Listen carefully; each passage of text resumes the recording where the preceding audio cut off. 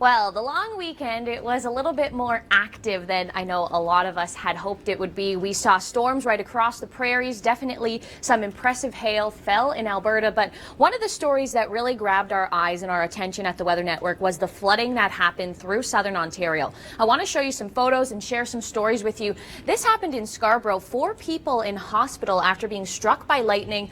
Also, some very intense flooding through Scarborough. I'll show you this picture here. You can see this gentleman. He's trying to clear a storm drain as he's reaching into the floodwaters. Of course, terrible situations, but one of the areas that seemed to get hit the hardest, that's Burlington, Ontario. So that's just west of Toronto. And we can see here, this is the QEW, a very popular highway, completely closed in the eastbound lanes as floodwaters filling up the entire route. Definitely impressive and very scary. It only takes 6 inches of water to float a vehicle, so not a safe situation at all for drivers through here. We can see, again, more of these very impressive photos coming out of Burlington, Guelph-Line and Dundas. That's actually pretty much right around where I was yesterday. I was covering the flood story in Burlington, and here's a look at my experience.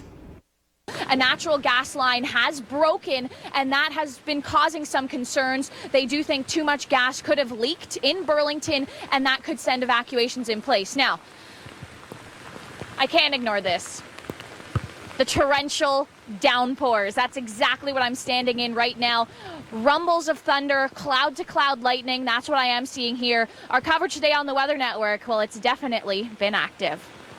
It definitely was yesterday, and that was quite an experience to stand out there and be right in the middle of the thick of that storm. Now, the good news today, people who live in Burlington, they've been tweeting us some of their photos here at the Weather Network, and we can see in these pictures here all of the flooding that took place yesterday along the highways, and then to the right, we have a picture of some clearer conditions. So some of the flooding has definitely receded now. We did have our teams out in the field throughout the morning and into the afternoon covering this story.